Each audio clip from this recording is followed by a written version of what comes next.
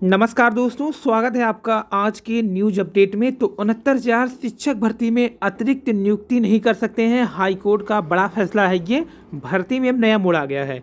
6,800 अभ्यर्थियों की जो अतिरिक्त चयन सूची है वो अब अटकी है। 69,000 सहायक शिक्षक भर्ती मामले में एक नया मोड़ आ गया है। इलाहाबाद हाईकोर्ट की लखनऊ पीठ ने कहा है वर्ष 2018 में विज्ञापित 69,000 रिक्तियों के अतिरिक्त बिना विज्ञापन के एक भी नियुक्ति नहीं की जा सकती। प्रदेश सरकार ने 5 जनवरी को 6,800 अभ्यर्थियों की एक अतिरिक्त चयन सूची जारी करने का निर्णय किया था।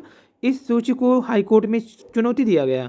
न्यायमूर्ति राजन राय ने यह अंतरिम आदेश भारती पटेल व 5 अन्य अभ्यर्थियों द्वारा दायर एक याचिका पर सुप्रीम कोर्ट के आदेश का हवाला देते हुए दिया है। शीर्ष कोर्ट ने कहा है 1 दिसंबर 2018 को विज्ञापित पद से अधिक नियुक्ति नहीं दी जानी चाहिए। हाई कोर्ट ने कहा है अब यह राज्य को तय करना है कि उसे इस मामले में क्या करना चाहिए, यानी ये पूरा दारोमदार अब राज्य के ऊपर है, क्योंकि यह दिलचस्प स्थिति राज्य ने ही पैदा की है। लेकिन एक बात बहुत स्पष्ट है कि 69,000 रिक्तियों में से एक भी अधिक रिक्ति पद के सापेक्ष नहीं चयन किया जा सकता। यानी 69,000 में अब एक भी अभ्यर्थी को और नियुक्ति नहीं दी जा सकती 69,000 के सिवाय। तो अब जो 6,800 पद पर जो नई लिस्ट जारी की गई है उसे कैसे एडजस्ट करते हैं, अब ये गवर्नमेंट और विभाग को बताना है।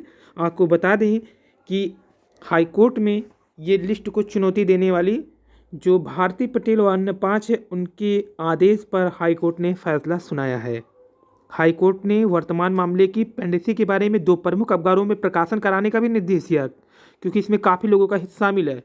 याचिकाकर्ताओं ने 6800 अभ्यर्थियों की अतिरिक्त सूची को कानूनी की मंशा के खिलाफ बताया। तो क्या एक पद पर 2 व्यक्ति काम कर सकते हैं, ये पूछा है। तो महाअधिवक्ता की दलील पर कोर्ट ने पूछा कि अगर 69,000 पद पहले ही भरे जा चुके हैं तो 6,800 अतिरिक्त अभ्यर्थियों को किस पद पर नियुक्त किया जाएगा। क्या एक पद के खिलाफ 2 व्यक्ति काम कर सकते हैं और वेतन प्राप्त कर सकते हैं। इस मामले में महाधिवक्ता कोर्ट को संतुष्ट नहीं कर सके हैं।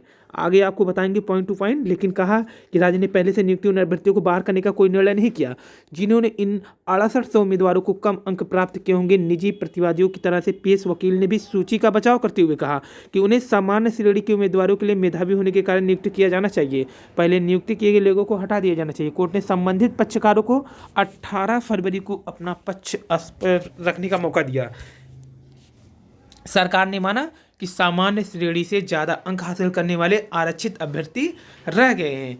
तो राज्य सरकार की तरफ से महाधिवक्ता राघवेंद्र सिंह ने कोर्ट के समक्ष कहा कि आरक्षित श्रेणी के कुछ उम्मीदवारों की याचिका पर इस न्यायालय द्वारा कुछ आदेश पारित किए गए थे, जिसके आधार पर राज्य ने आरक्षण के अमल पर फिर से विचार किया।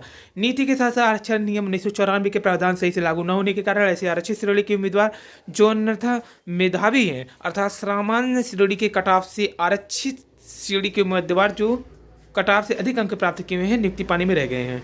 विचार अगर किया जाए तो राज्य सरकार ने 6800 अभ्यर्थियों का नाम वाली एक अतिरिक्त नई सूची जारी किया था विभाग से विचार के बाद, लेकिन अब फिर से ये कोर्ट में चला गया है।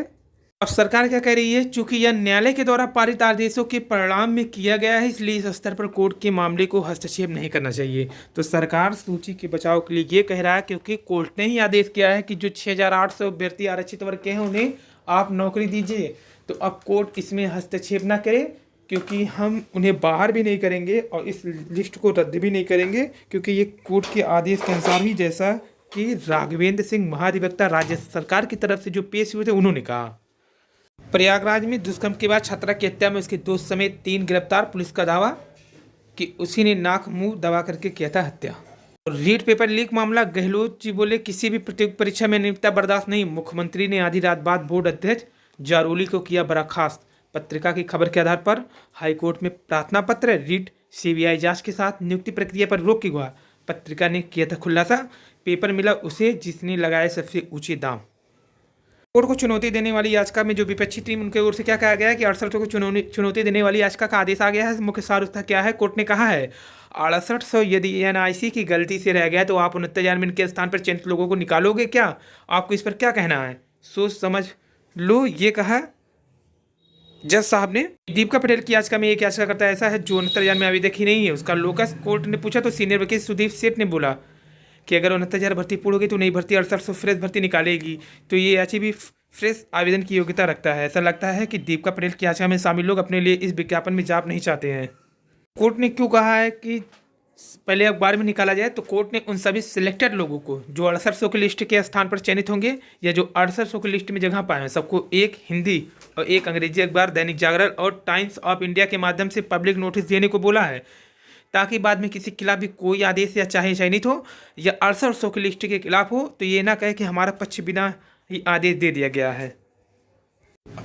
अब कोर्ट में कितने ग्रुप हो गए ये बता दें, तो संपूर्ण आदेश में 69,000 में 6800 चयनित, 6800 आरक्षित वर्ग के लोग, 6800 की लिस्ट में 6800 के और अनरिजर्व देने की मांग वाले और फ्रेश आवेदन की, यानी 4 ग्रुप बनेगा। एक तो वे होंगे जो 69,000 में 6800 के चयनित के स्थान पर चयनित हो गए हैं, दूसरा जो 6800 के लिस्ट में है, तीसरा जो 6800 में अनरिजर्व की मांग देने की मांग कर रहे हैं, और चौथा वे है जो फ्रेश मांग रहे हैं, यानी कि आप इस 6800 की लिस्ट को रद्द करके नई वैकेंसी निकाल दीजिए। यानी 4 ग्रुप बन गया है। पहले से जो 69,000 में चयनित हो गए हैं 6800 के लिस्ट के स्थान पे, दूसरा 6800 की जो लिस्ट जारी की गई है 2 हो गए, तीसरा जो 6800 में अनरिजर्व की मांग कर रहे हैं यानी कि जनरल का भी उसमें मांग कर रहे हैं ये हो गए, चौथा भी हो गए जो फ्रेश आवेदन की मांग कर रहे हैं। अब कोर्ट का ही फैसला अंतिम होगा इसमें। और अगर चोरी हुई मोबाइल तो नहीं चलेगा फ़ोन। आसियान डिजिटल मंत्रियों की बैठक में रोक के लिए कार्य योजना बनाने पर सहमति। और बागपत में शनिवार को मतदाताओं से संवाद के दौरान बच्चे को दुलारते हुए मुख्यमंत्री योगी आदित्यनाथ 6800 लिस्ट की जो कोर्ट में अभी फंसी हुई है उस पर अभ्यर्थी नियुक्ति की मांग के लिए भी बागपत के अभ्यर्थियों ने मुख्यमंत्री जी से मिलने की कोशिश किया। हालांकि कुछ पदाधिकारियों के साथ उनका वार्ता हुआ और महीने भर बाद भी टर्म 1 परिणाम का इंतजार। और गूढ़ विषयों के नहीं मिल पा रहे हैं अभ्यर्थी। संस्कृत भाषा, साहित्य, ज्योतिष जैसे विषयों की पढ़ाई के लिए प्रसिद्ध देश के सबसे पुराने संपूर्ण संस्कृत विश्वविद्यालय प्रशासन के सामने इन दिनों अजीब दुविधा है।